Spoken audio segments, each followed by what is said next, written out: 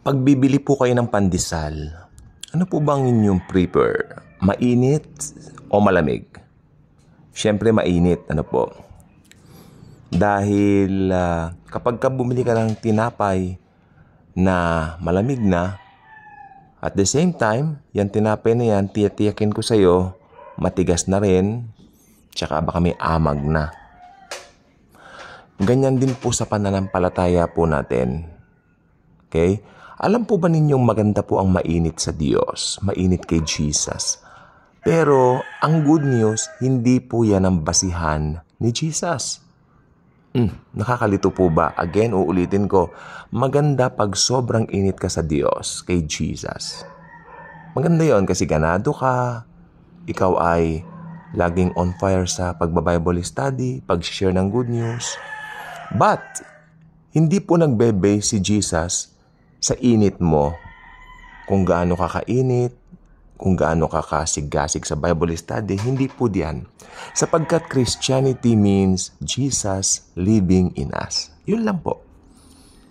Regardless kung mainit ka, kung hindi. Alam po ba ninyo kung ikaw ay Kristiyanong nagbabase sa init ng kapwa Kristiyano mo, sasabihin mo, ay mainit yan, mainit sa Lord yan, nagbabible study yan. You got the wrong perception of Christianity. Kasi ang Christianity nakabase sa ginawa ni Jesus lamang. Doon sa tinapos na gawain niya sa krus. Ito yung finished work. Sabi niya nung nakapako po siya sa krus, naalala niyo po ba nakalagay sa Bible? Sabi niya, it is finished. Tetelestai in Greek, no? Naganap na in Tagalog. Kasi, kung titignan po nating mabuti, ano pa yung tinapos niya? Actually, ayon sa pag-aaral ko ng Biblia, sa tinagal-tagal ko na po nangangaral ng Bible, nare-realize ko lalo na ang tinapos ni Jesus, isa sa tinapos ni Jesus sa cross, marami po yan eh. Pero ang pinakatinapos po niya ay yung pwede nating gawin sa Diyos. Okay? The thing na pwede nating i-offer sa Diyos, yung pwede nating gawin.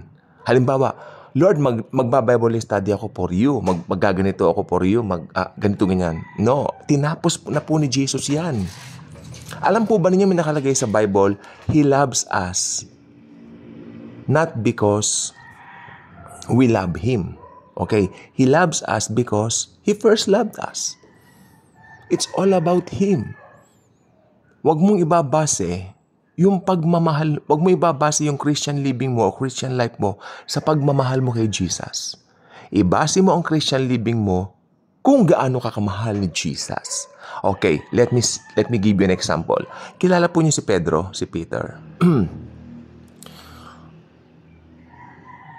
Si Jesus, sinabi niya, ako ay mamamatay. Papatayin ako ng mga taga-sanlibutan ito. Papako nila ako sa krus, blah, blah, blah, etc., etc. Sabi ni Pedro, Panginoon, naway wag mangyari sa iyo yan. Sabi ni Jesus sa kanya, Pedro, hindi ganyan mag-isip ang Diyos. Di ba? Sinabi ni Jesus yon. Ang kaisipan mo ay kaisipan ng tao, ngunit hindi ganyan ang sa Diyos. Another thing kay Pedro. Sabi ni Pedro, Lord, kahit iwanan ka man ng lahat ng disciples mo, I will never leave you. Hindi ako aalis sa iyo. Talaga, Pedro? Ano, Jesus? Totoo. I'm telling you this very night, ikakaila mo na kilala mo ako. Okay? Actually, sinabi ni Jesus, bago tumilaok ang kukurukuk, manok, ikakaila mo ako ng 3 ulit. At yan po ang nangyari. Anong malalaman natin dito sa kaso ni Peter o ni Pedro? Si Pedro, nananangan siya sa pagmamahal niya kay Jesus. Pero, tao lang po tayo eh. Tayo po ay mahina. Kung nagbase tayo doon sa pag-ibig natin kay Jesus, maaari tayong bumitaw dahil tayo po ay mahina. Mahina po tayo. O ngayon, kilala niyo po si John, yung sumulat ng The Gospel of John, isang evanghelisador. Saan niyo po mababasa sa Bible yung salitang the beloved of Jesus? Actually, sa gospel lang po ni John. Why? Dahil si John, tinitignan niya ang kanyang sarili na the beloved of Jesus. Ano eh? Tinitignan niya ang kanyang sarili na mahal siya ni Jesus. Regardless ng kanyang mga kahinaan. Tignan po ninyo nung Last Supper. Diba? Sino po bang katabi ni Jesus sa lamesa? Sa upuan, hindi ba si John? Humilig pa nga sa kanyang dibdib. Diba? Para itanong, sino po magkakanulo sa inyo? Pero si Pedro, malayo siya kay Jesus. Nandun siya sa kabila. Kaya nga, inutusan niya si John na isenyas sa kanya kung sino nga ba yung magkakanulo sa kanya. Ang lesson po natin dito, kung nanganganlong ka sa sarili mong pag-ibig kay Jesus, mahinang klase yan. Mahinang pundasyon yan. Pero kung nanganganlong ka dun sa katotohanan na Jesus loves you no matter what, regardless of anything or everything, nanganganlong ka na Jesus loves you. Kaya may kantang, Jesus loves me, the Bible tells me so, di ba? Kung nanganganlong ka dun sa truth na Jesus loves you, panalo ka. Alam niyo po ba kung ano nangyari? Hindi ba si Pedro, nung kukuroko ka na manok, si Pedro nawala na sa eksena. Nagtago na, natakot na. Natakot na siya eh. Pero si John the Beloved, nandoon po siya sa paanan ng krus. He was the only disciple na nag-end up doon sa krus ni Jesus kasama yung nanay ni Jesus, si Maria. Kaya nga po kay John the Beloved, ibinili ni Jesus si Mary na alagaan niya yung nanay niya. Kasi matanda na rin yung nanay niya, siguro alagaan mo tong nanay ko. Ganon. Kasi bilang Diyos, babalik na ako sa langit. Alagaan mo ang ina ko, ang nanay ko. Diba?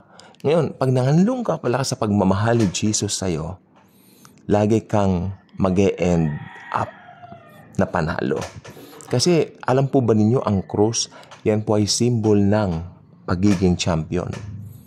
Kaya si John the Beloved, nandoon po siya sa Calvary, sa paanan ng krus, dahil nanganlong siya sa pag-ibig at pagmamahal ni Jesus sa kanya. Kapag ka nanganganlong ka doon sa pagmamahal mo at pag-ibig mo kay Jesus, iwanan ka man ng lahat ni Pedro, I will never leave you, Lord. Talaga, Pedro? I'm telling you this very night, before the cock crows, ipagkakaila mo ako ng 3 ulit na kailala mo ako. Ibig sasabihin mo, hindi ko siya kilala. Totoo nga, yun nangyari. Natakot siya eh. Itong gusto ko pang sabihin is another revelation. Pag nanganlong ka doon sa sarili mong pagmamahal sa Diyos o kay Jesus, pag nanganlong ka doon, sabihin mo, I love Jesus. Hindi ako papalya, hindi ako babagsak. Babagsak ka. At ang ending nun, matatakot ka. Ne? Pero pag alam mo Jesus loves you, the Bible tells you so, ay panalo ka. Okay? So si John the Beloved, siya rin po ang pinakahuling nag-write ng, anong tawag dito? Apokalipsis. The Book of Revelation, no? Pahayag. Sa kanya po inihayag ni Jesus yung mga mangyayari in the future. Napakaganda. Panalong-panalo pa talaga tayo. Kung, yes, Jesus loves me, the Bible tells me so. Ne? Kasi, tignan po ninyo mabuti ha, pag-aralan po natin mabuti. Sa buhay po ni Pedro at saka ni John, sino po ang nabuhay ng matagal? Si John. Si Peter, mas maaga siyang natepok, na dedo, no? Nategi. Kaya kay, anong tawag dito? 1, kay John. Ito ang revelation dyan. Pag nanganlong ka sa pagmamahal ni Jesus sa'yo, mabubuhay ka ng mahaba. I declare long life at good health sa mga taong nagmamapuri sa pag-ibig ni Jesus sa kanila. Okay? Isa lang po ang purpose ng vlog na ito. Malaman natin kung gaano tayo kamahal ni Jesus regardless of anything na nangyayari sa paligid natin. Huwag tayong matakot. Mabubuhay tayo ng matagal. Baka mabuhay nga tayo. Siguro mabubuhay ako 103 years old. Kayo, siguro 104. Yan. Ilalayo niya kayo sa aksidente, ilalayo niya kayo sa sakit. Siguro nakakakain tayo ng mga bawal, ganun, pero mabubuhay tayo ng 100 years old. No. Siyempre, because Jesus loves us, the Bible tells us so. Kaya kung hindi ka pa subscriber sa channel na ito, I invite you to do so.